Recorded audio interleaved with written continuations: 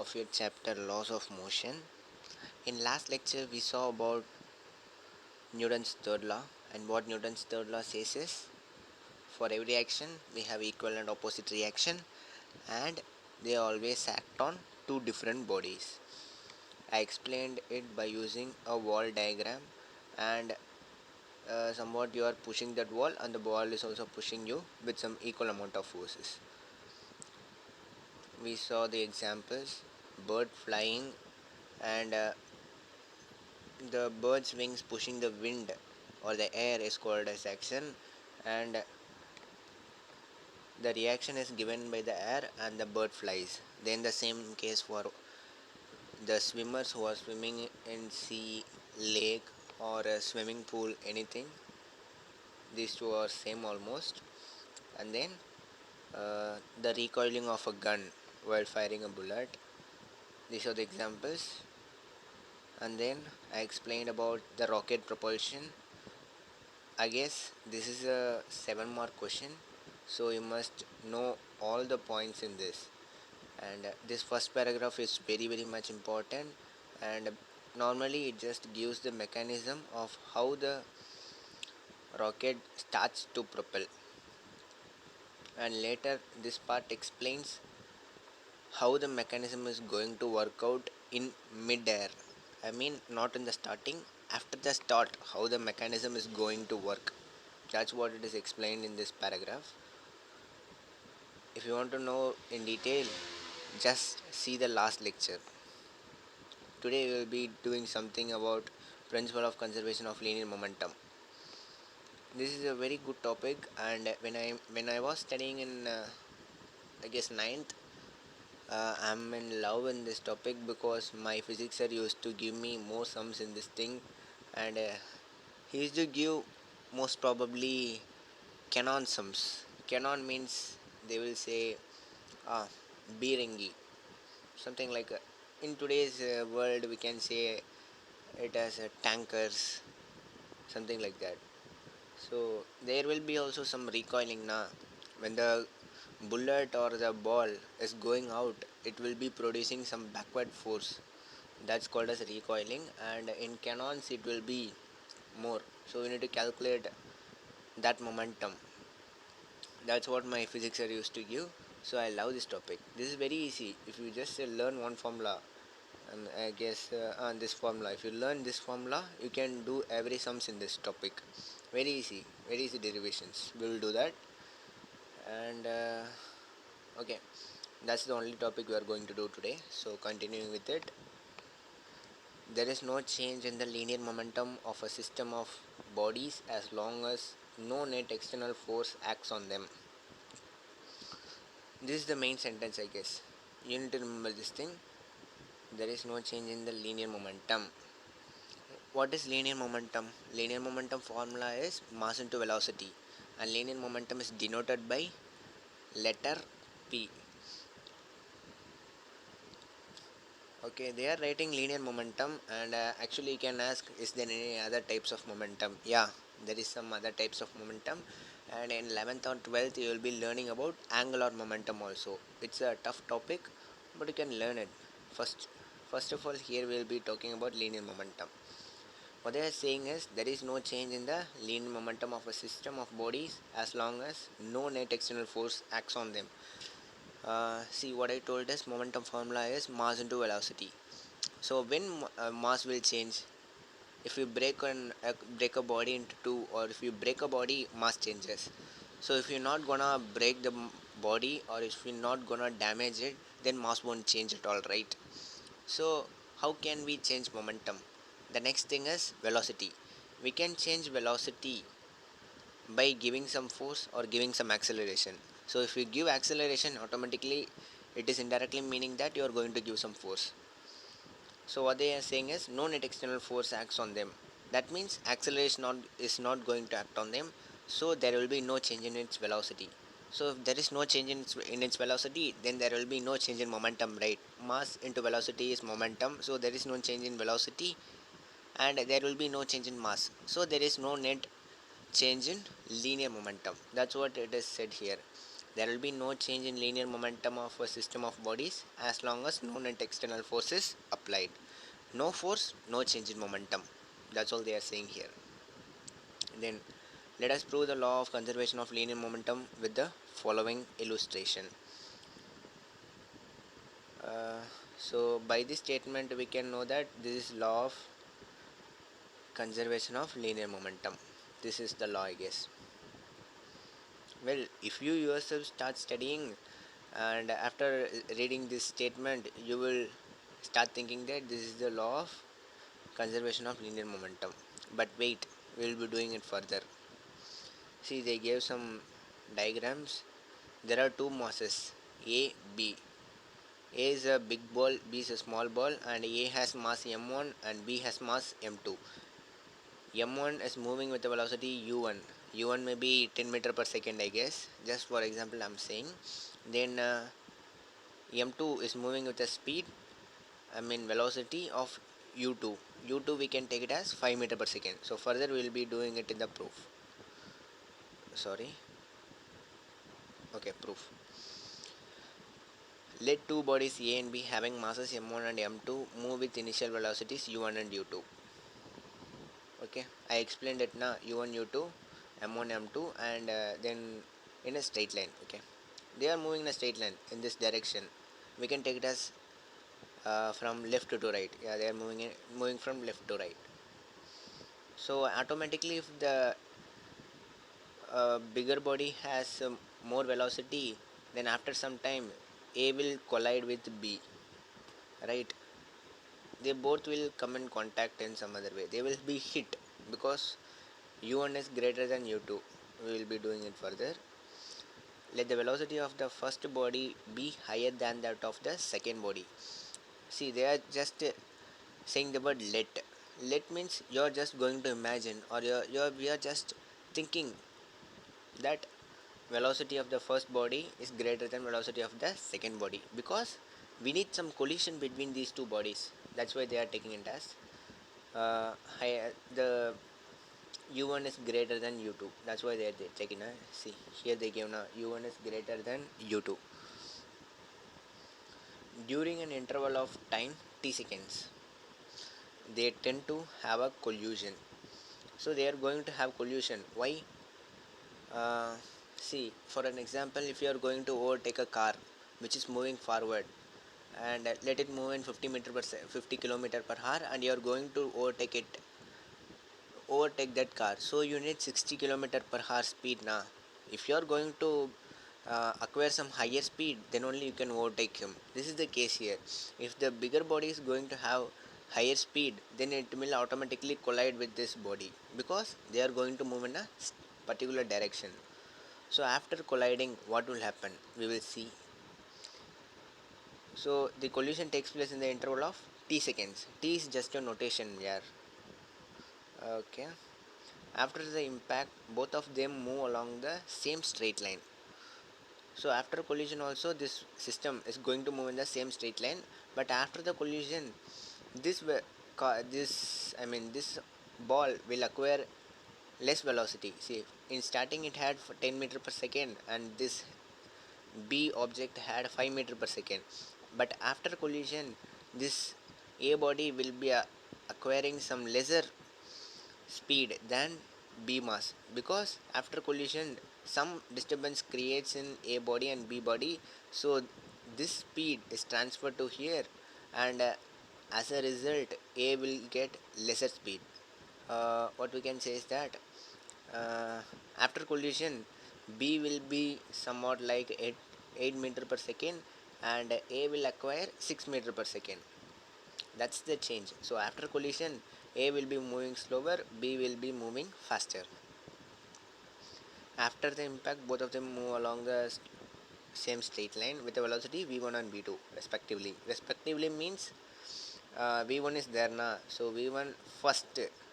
They gave v1 as first, so v1 will be for A and v2 will be for B. Force on body B due to A. Force on body B due to A. A is going to apply some force on B. That's the force shown by FB. This is that force. Okay, so Fb is equal to m2 into v2 minus u2 by t. So why they are taking like something different, you must be thinking. So in before lecture we saw, not in before lecture, it may be Newton's second law. We saw something that force is equal to mass into acceleration, and we already know that acceleration is equal to change in velocity divided by time.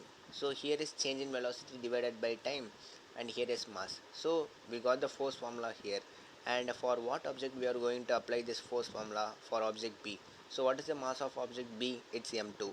And what is the final velocity of object B? That is v2. Initial velocity is u2, and time taken is t. That's what they wrote here. And force on body A due to B. A due to B. B is going to apply some force on A, because in third law they stated that every action has a equal and opposite reaction. So if A body is going to hit the B body, then it is certain that B body will have a reaction force on A. That's what it is called as Fa. So Fa is equal to mass of first object, I mean m1, into final velocity of first object minus initial velocity of first object divided by time taken. That's all. You got Fb and Fa. So you must remember this, and this is also a derivation which will be coming for your examination. And then by Newton's third law of motion, what Newton's third law states, every action has a equal and opposite reaction. That's what they wrote here in a simple word. Action force is equal to reaction force. What is action force? I said it's actually Fa, right? I said first object is going to apply force on second object, so that is Fa. What is Fa formula? We are going to write this one here. They wrote it na. Next, reaction force.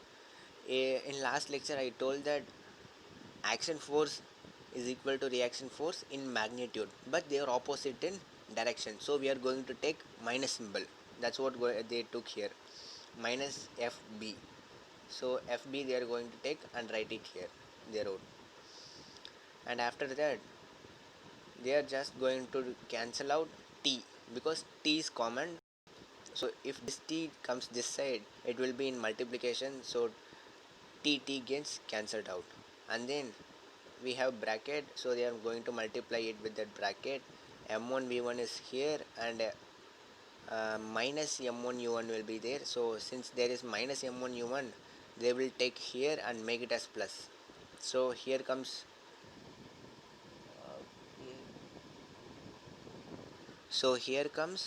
m1 u1. uh, I think the clarity may not be that much good. So if you don't feel that you can't see something, just take your textbook and open it, you will see that more clearly. Just hear my voice and hear my explanation, that's enough. And then here minus m2 v2 is multiplied, so from this side we will take this to that side, so minus becomes positive, and here is m2 v2 plus. And then minus into minus, it's automatically plus, so plus m2 u2. And this is the formula which we need in all the 9th standard till 12th standard, till you complete NEET, JEE Main or JEE Advanced. We need this formula, very important. So what they are going to say is final momentum, because m1 v1 is there and m2 v2 is there, so this is final momentum. And then u1 u2 is there, so this is initial momentum. Final momentum is equal to initial momentum. So we are going to conclude the principle of conservation of linear momentum. The above equation confirms in the absence of an external force. So there is no external force here. If you consider these two bodies as a system, there is no external force going to be applied. You are not going to push the ball, you are not going to push the ball from here, you are not going to push the ball from here.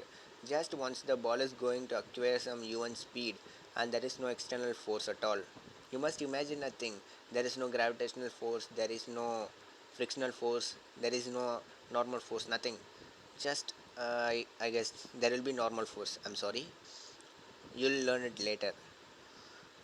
And there is no gravitational and frictional force. If you imagine in this way, there will be no net external force applied here. Thus conservation of linear momentum is possible. If there is any external forces applying, then you can say that conservation of linear momentum is not possible.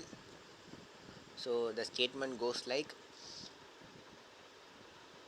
in the absence of an external force, comma, the algebraic sum of the momentum after collision. This is the algebraic sum of momentum after collision, which is also called as final momentum, is numerically equal to. So this is numerically equal to the algebraic sum of the momentum before collision. So this is the algebraic sum of momentum before collision, and it is also called as initial momentum.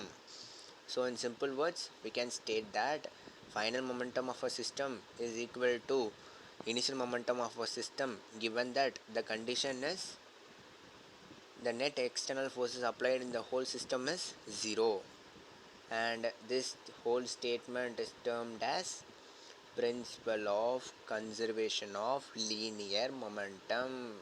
So if they are gonna ask you state principle of law of conservation of linear momentum, you need to write this paragraph, not from here. The above equation confirms. You must not write this thing from this block letters. You must start right and end here. Hence, the law of conservation of linear momentum is proved. Uh, when your question asks prove law of conservation of momentum, you must start from here and you must end here. It's a very big question, but you will get what marks you are deserving. Okay, good timing. 16 minutes I took. That's a good time. And what other things I can explain is, um, see, this world is so cruel to everyone. If you want to get a good job, you need to study well, and each and every time studying is not at all enough. You must have some positive vibes. They will say, think positive, be optimistic.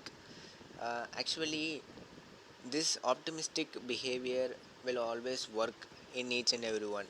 If you always say that I will do something, I will study for 6 hours today, I will complete this lesson, not to other people's, you must start saying inside you. You must keep on reminding your brain that you are awesome, you are doing well, you are studying well.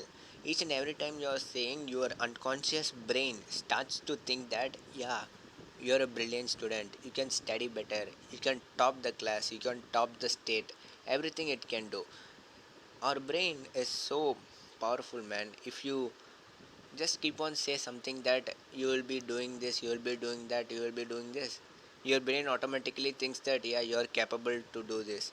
None of you are just uh, you cannot think that I can't do this, I'm not capable, I don't have potential to do this. You must not think in this way. Every one of you are capable and having potential to get full marks in science, full marks in mathematics, full marks in whatever you want. But full marks is not the thing what you need at all. Just for getting job and just to lead a normal life, you need full marks. It's not at all a great use, but actually our family members, our relations, our teachers, our friends, and almost ourselves will be pleading to get just full marks. Why? That's we need to think. uh, I can't answer this question why, because our society is going in this way and we must move in this way. If you think you love physics, if you think you love mathematics, if you think you love English, then your life will start to be magical. It will be going in a smooth way, but once you think in one way, marks, marks, marks, you will be frustrated in 11th and 12th. Even if you study like a hell in 10th just for marks and not for knowledge, in 11th and 12th, you will just think, why are we studying? That's the only thing thought which comes to your brain, because you are going to be matured in 11th and 12th. Uh, so I just gone far away from studies. Uh, what the final thing I want to say is that study from your heart. Study like you know everything. Study with some emotions. Study with some eagerness.